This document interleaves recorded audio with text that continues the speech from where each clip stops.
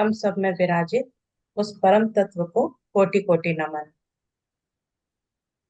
हम यथार्थ गीता का स्वाध्याय कर रहे हैं और अभी तक हमने देखा कि किस तरह से इस यथार्थ गीता के माध्यम से बताया गया कि पांडव कौन है, अर्जुन किसे माना है, वास्तविक महत्व क्या है इस गीता का। ये हम अभी तक जान चुके हैं कि पांडव कौन है, अर्जुन किसे कहा गया है, धृतराज किसे कहा गया है, संजय कौन है, भीष्म पितामह कौन है, दुर्योधन कौन है। ये सब हमारे इस शरीर के अंदर मन के विकारों के माध्यम से समझाया गया है। तो महाभारत में दिए गए नामों का अर्थ और महत्व क्या है, भगवान ने क्या गीता का ज्ञान किसे और कैसे दिया, केवल अर्जुन को ही दिया क्या। अब हम इसी बात पर चर्चा कर रहे हैं जो यथार्थ गीता के अध्याय 2 में हमने अभी तक ये बात समझी थी कि किस तरह से अर्जुन को श्री कृष्ण ने उसका मोह भंग किया और बताया कि युद्ध क्यों करना है, शरीर नाशवान है, शाश्वत नहीं है। तो जब हमने इस बात को समझा तो मुझे ये बात समझ में आई और यथार्थ गीता को पढ़कर ये बात समझ में आई, क्या गीता युद्ध के माध्यम से ब्रह्म हिस्सा हिंसा को प्रोत्साहन दे रही थी? क्या वह प्रत्येक मानव आत्मा के भीतर अच्छे और बुरे बीच युद्ध की बात कह रही है? आप सोचिए कि पांडव और कौरव के दोनों तरफ मनुष्य खड़े हुए हैं और कृष्ण अर्जुन को समझा रहे थे कि ये शरीर तो नाशवान है, ये ना आज है ना कल होगा। आज दिख रहा है जो ना के पहले था ना कल होगा, तो इसके लिए मोह क्यों पैदा करना। तो यही बात हम इस बात को समझ रहे थे कि कौरव की तरफ तो खड़े ही थे मनुष्य जन, लेकिन क्या पांडव में नहीं थे मनुष्य? क्या अर्जुन खुद मनुष्य नहीं है?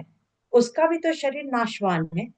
इसी बात को उन्होंने कृष्ण ने समझाया और यथार्थ गीता में लेखक के माध्यम से बताया गया कि किस तरह से प्रत्येक मानव आत्मा के भीतर अच्छे और बुरे के बीच में, यानी अच्छाई और बुराई के बीच में युद्ध होता ही रहता है। कब हमारी सुमति आगे बढ़ जाती है, कब हमारी कुमति आगे बढ़ जाती है, हमें कौन से कार्य के लिए प्रोत्साहन करती है, इस बीच में युद्ध हमेशा होता रहता है, हर प्रतिपल होता है। तो गीता युद्ध के माध्यम से, मतलब ये कहना चाहिए कि जो युद्ध के माध्यम से सर्वोच्च सत्ता और निराकार ईश्वर के माध्यम से हमें यह सिखाया गया है कि ईश्वर हमें हिंसा सिखाता है या वह हमें कमजोरियों पर विजय पाना सिखाता है।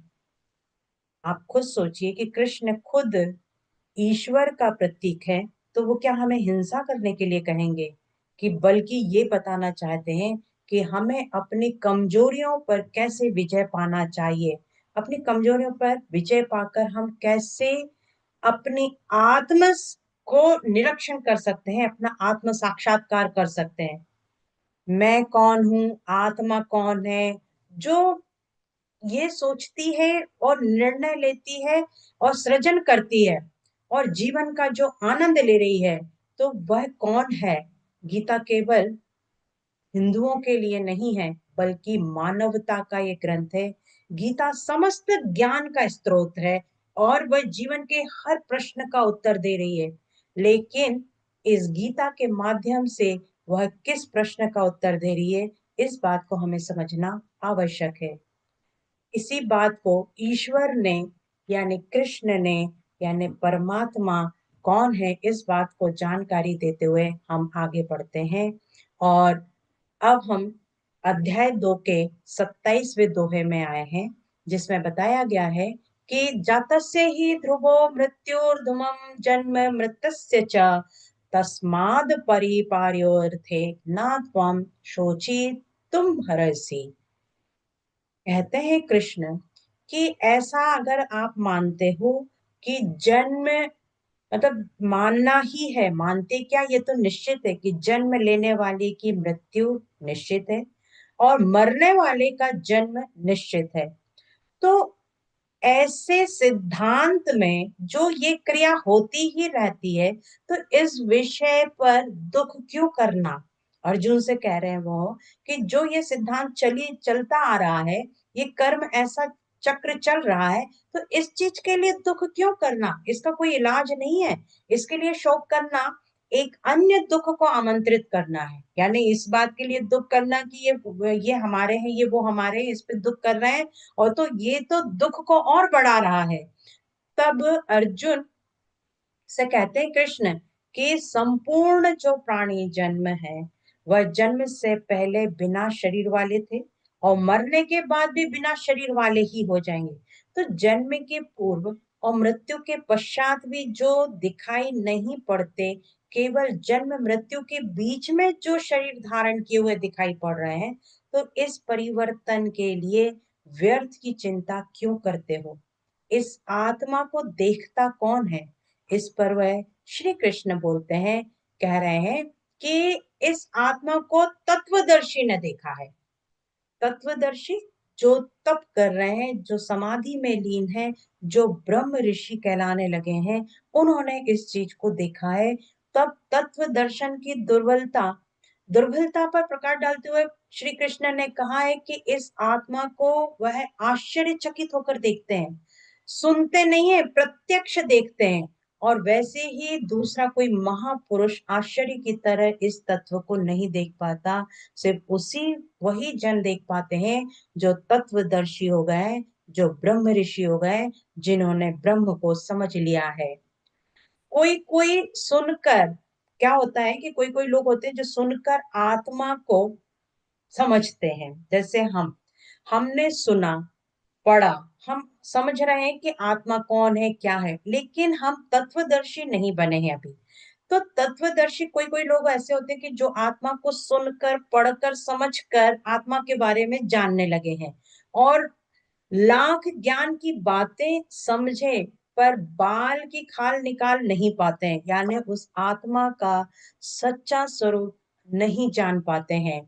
तो यह आत्मा सबके शरीर में सदैव रहती हैगी, और ये सनातन से चली आ रही है। सनातन धर्म यही कहलाता है कि जो शाश्वत है, शाश्वत यही है, जो सत्य है, जो आत्मा है, जो अमर है, अजर है, यही शाश्वत है। तो इसके लिए दुख क्यों मनाना। अर्जुन से कहते हैं कृष्ण कि इसके लिए दुख क्यों मना रहे हो। तब कृष्ण ने ज्ञान योग के विषय में अर्जुन से बातें अर्जुन को समझाते हैं, या अर्जुन से बात करते हैं और कहते हैं कि हे अर्जुन, स्वधर्म देखकर भी तू भय करने योग्य नहीं है, क्योंकि धर्म संयुक्त युद्ध से बढ़कर अन्य कोई परोपकारी कार्य नहीं होता है। इसी के बारे में उन्होंने समझाया है कि युद्ध कैसे करना है, क्योंकि आत्म पथ पर प्रवृत्त होते हुए, आत्म साक्षात्कार, आत्म दर्शन करने के लिए जो व्यक्ति अलग अलग मार्गों को अपनाया हुआ है, स्वभाव से उसकी क्षमता को ही हम स्वधर्म कह देते हैं। तो इससे स्वधर्म, इसकी मतलब इसको समझाने के लिए स्वधर्म, मनुष्य ने स्वयं अपने धर्म को कैसे अपना लिया है, किस तरह से वो कार्य करके अपना धर्म अपनाता है, तो उसको चार श्रेणियों में बांट दिया गया है। एक है शूद्र, एक वैश्य, क्षत्रिय और एक ब्राह्मण। एक बार हम इस विषय पे चर्चा भी कर रहे थे, अलीजा मैम ने इस चीज को पूछा भी था, और हमने इस बात पे हम लोगों ने चर्चा करी थी कि किस तरह से शूद्र, वैश्य, क्षत्रिय और ब्राह्मण कहलाने लगते हैं। तो जो साधना की प्रारंभिक अवस्था में होता है, अल्पज्ञ अवस्था होता है, यानी कि जैसे कि हम इसको समझें कि जो भजन करते हैं या ध्यान करते हैं या जप तप करते हैं, वह कुछ मात्रा में, कुछ मिनटों, कुछ घंटों के लिए बैठते हैं, और वो उस कहना चाहिए 10-15 मिनट बैठ के, और उसमें उन्होंने वो समझते हैं कि हम भगवान के बहुत निकट आ गए हैं। तो ऐसे मनुष्य शूद्र के रूप में आ जाते हैं, शूद्र श्रेणी के रूप में आते हैं। और लेकिन जब वो आगे अपने भजन की मात्रा को बढ़ाते हैं, अब भजन का मतलब ध्यान, तप, जप करना। तो अपने वजन को जब वो बढ़ाते हैं, धीरे धीरे सेवा भाव में आ जाते हैं, तो वह वैश्य की श्रेणी में आ जाते हैं। और जब उनका काम, क्रोध, जो इंद्रिय से संबंधित जो हिंसात्मक प्रवृत्ति होती है ना, वह जब खत्म होने लगती है और वह दूसरों की कल्याण के लिए कार्य करने लगते हैं, अपनी इंद्रियों का दमन करके, अपनी इंद्रियों को एकाग्र करके दूसरों के लिए जब परोपकारी कार्य करने लगते हैं, तब वह क्षत्रिय की श्रेणी में आ जाते हैं। तो जो विवेक से वैराग्य होकर और अपने अध्यात्म की उन्नति करते हैं, वह ब्राह्मण की श्रेणी में आ जाते हैं। अपनी बुद्धि का प्रयोग करके, अपने वैराग्य को अपनाकर, अपने लक्ष्य को अपनाकर जब वह आत्मसात करने का प्रयत्न करते हैं, लक्ष्य पर चलते हैं, तब वह ब्राह्मण की श्रेणी में आते हैं। तभी अर्जुन को श्री कृष्ण ने कहा कि ये सारे जो तीन श्रेणी हैं, ये तीन गुण हैं, एक प्रकार से ये चार श्रेणी के जो व्यक्ति होते हैं, वह अपने गुणों को अपनाकर, तीन प्रकार के जो गुण होते हैं, वह सभी लोग यदि अपनाते हैं, तो वह श्रेणी श्रेणी बदलती जाती है। जैसे तामसिक श्रेणी है, तामसिक गुण होता है, फिर रजोगुण होता है, फिर सात्विक गुण होता है। तो तामसिक से रजोगुण में आते हैं, रजोगुण से जब सात्विक गुण में जब हम प्रवेश कर जाते हैं, तो सात्विक ही हमारी ब्राह्मण प्रवृत्ति में आ जाती है। और जब ये चार तीनों प्रवृत्ति, तीनों गुण समाप्त हो जाते हैं, सिर्फ निर्गुण क्या कहना है, गुण रह जाता है, तब वह परमात्मा के दर्शन को पा सकता है। तो इस तरह से अर्जुन को श्री कृष्ण समझाते हैं और वो कहते हैं कि क्षत्रिय श्रेणी के साधक जो होते हैं ना, युद्ध के अतिरिक्त कोई कल्याणकारी उनके पास रास्ता नहीं है। किसको समझा रहे हैं? वो अर्जुन से कह रहे हैं, क्योंकि अर्जुन क्षत्रिय है, कि अर्जुन के लिए यह बहुत श्रेष्ठ कार्य है, क्योंकि वो कल्याणकारी युद्ध कर रहा है, और वह कल्याणकारी युद्ध होने के कारण धर्म युद्ध है। इसीलिए क्षत्रिय के लिए इससे कल्याणकारी कोई रास्ता नहीं है। अब लेकिन प्रश्न यह उठता है कि क्षत्रिय है क्या? प्राय लोग इसका आशय क्या समझते हैं, इसका अर्थ समझ लेते हैं कि समाज में जन्मा ब्राह्मण, क्षत्रिय, वैश्य, शूद्र जातियों से हम ले लेते हैं, और इन्हें चार वर्णों में हमने बांटा भी है, और जो हमने अभी समझा भी है। लेकिन इसको अर्जुन को क्षत्रिय गुण का, क्षत्रिय वर्ण का मतलब समझाते हुए श्री कृष्ण ने कहा कि तुमको कल्याणकारी जब कार्य करोगे, यानी सेवा करने लगोगे, दूसरों के परोपकार के लिए जब कार्य करोगे, दूसरों के कल्याण के लिए जब तुम कार्य करोगे, अर्थात युद्ध करोगे, तो ब्राह्मण की श्रेणी में तुम अपने आप पहुंच जाओगे। तो इस तरह से अर्जुन, श्री कृष्ण अर्जुन को समझाते हुए आगे बोलते हैंगे। और 32वें श्लोक में जब वो आते हैं, तो कहते हैं कि हे अर्जुन, शरीर को रथ बनाकर आगे बढ़ना चाहिए। शरीर को रथ, क्योंकि हम शरीर के माध्यम से इस कुरुक्षेत्र, क्योंकि हमारा ये शरीर कुरुक्षेत्र है, और इसके माध्यम से हम मन रूपी अर्जुन को समझा रहे हैं। कौन समझा रहा है? आत्मा रूपी जो कृष्ण है, इस मन रूपी अर्जुन को समझाने का प्रयत्न कर रहा है कि इस शरीर को रथ बना लो। और इस शरीर को जब हम रथ बनाएंगे, तो हम सारथी किसको बना लें? श्री कृष्ण को बना लें, और मन रूपी अर्जुन को समझाने का हमेशा प्रयत्न करें। तो इस तरह से हमारे बीच में जो युद्ध होता है ना, संघर्ष होता है, अच्छाई और बुराई में, सुमति कुमति में, पाप और पुण्य में जो युद्ध होता रहता है, कि हम कौन सा कार्य करें, नहीं करें, पाप हो गया, अधर्म हो गया, अपराध हो गया, ये सारे जो हमारे मन में, लोगों के मन में विचारधाराएं या आसपास के क्षेत्र में देखने को मिलता है, ये सारी चीजें अपने आप नष्ट होती जाएंगी, खत्म होती जाएंगी। क्योंकि दुनिया में लड़ाइयां होती हैं, और विश्व आज देखो कि सिमट कर रह गया है। और क्या हो गया है कि विश्व लड़ता है, प्रत्येक जाति लड़ रही है आज, है ना? क्यों लड़ रही है?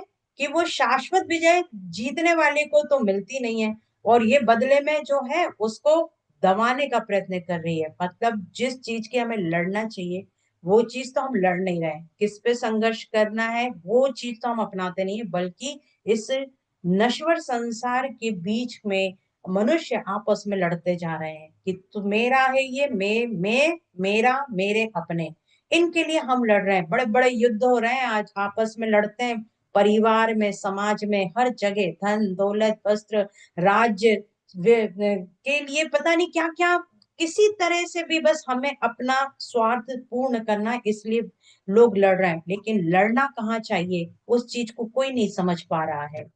तो अपने इंद्र को सुखाने वाला, अपने इंद्र को सुख देने वाला ऐसा युद्ध करना चाहिए, ना कि दुख मनाने वाला युद्ध करना चाहिए। तब श्री कृष्ण अर्जुन को भी आगे समझाते हैं कि जिन महारथियों ने को तुम अभी तक समझ रहे हो कि ये मेरे हैं, ये तो मरे हुए के ही समान है, अर्थात ये पहले भी नहीं थे, ना कल होंगे। आज जो तुम्हें दिखाई दे रहे हैं, इनकी भी मृत्यु निश्चित होनी है, तो फिर क्यों इनके प्रति हम दुख मना रहे हैंगे। तो कह रहे हैंगे, श्री कृष्ण कहते हैं कि इस युद्ध में मरोगे तो स्वर्ग को प्राप्त होगे, और स्वर्ग में विरचने की क्षमता भी रहेगी। श्वास के बाहर प्रकृति में विचरने की धाराएं निरुद्ध हो जाती हैं। परम देव परमात्मा में प्रवेश दिलाने वाली जो हमारी देवीय शक्ति है, वह हमेशा हमारे लिए निरंतर कार्य करती रहती है। श्री कृष्ण अर्जुन को समझाते हैं कि अम, यदि तुम युद्ध करोगे और युद्ध करते समय तुम्हारी यदि मृत्यु हो जाती है, तो तुमको स्वर्ग प्राप्त होगा। और यदि तुम स्वर्ग मतलब तुम्हारी मृत्यु होती है तो स्वर्ग प्राप्त करोगे, और यदि तुम जीत जाते हो तो भी तुमको स्वर्ग ही प्राप्त होगा। तो क्या कह रहे हैं कि या तो तू युद्ध में मारा जाकर स्वर्ग को प्राप्त होगा, या संग्राम में जीत कर पृथ्वी का राज भोगेगा। इस कारण हे अर्जुन, तू युद्ध के लिए निश्चय होकर खड़ा हो जा, और जय पराजय लाभ हानि सुख दुख को समान समझकर इसके बाद युद्ध के लिए तैयार हो जाओ। तो इस प्रकार के युद्ध करने से तू पाप का भागी नहीं होगा।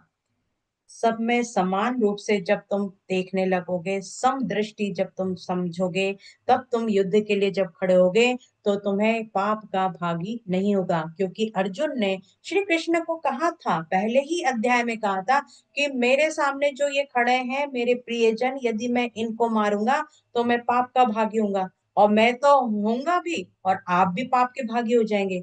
उसी बात को श्री कृष्ण ने यहाँ समझाया है, और कहते हैं कि हे अर्जुन, ये तेरी जो बुद्धि है ना, तेरे लिए ज्ञान योग के विषय में कही गई है, ज्ञान योग समझा रहे हैं।